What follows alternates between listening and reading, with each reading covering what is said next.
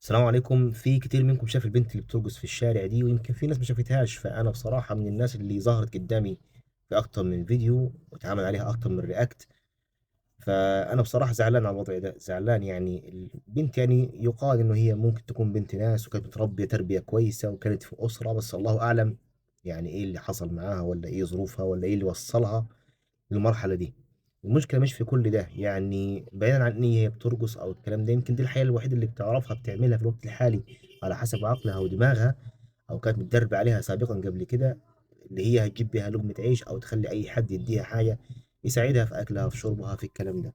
وبرضه الله اعلم هل عقلها، بس على الفيديو اللي احنا شايفينه بيقول انه برضه عندها اضطراب نفسي او اضطراب عقلي او مرت بأزمة نفسية صحية، ظروف زوج، ظروف أهل، مش عارف، الله أعلم يعني.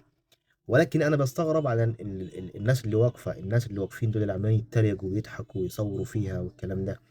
هل يعني خلاص يعني الرجولة والأخلاق يعني اتمنعت من الدنيا يعني؟ ولكن سبحان الله دايما في كل مكان فيه الكويس وفيه الوحش. على سبيل المثال انت شفت حاجة زي كده، على الأقل يعني اعمل حاجة، يعني ساعدها، قاعدها، خدها على جنب كده، خليها تهدى شوية من الوضع اللي هي فيه، لأن المنظر ده بصراحة ما حدش يعني يرضاه على أي حد. يعني عافانا الله وإياكم، لا من أهل بيته ولا من أسرته ولا من أي حد غريب.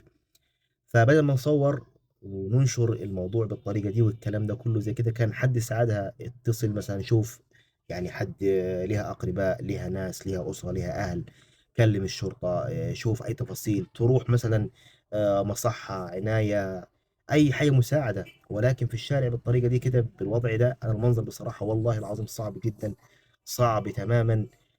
فواحد مش عارف يقول إيه، عافانا الله وإياكم.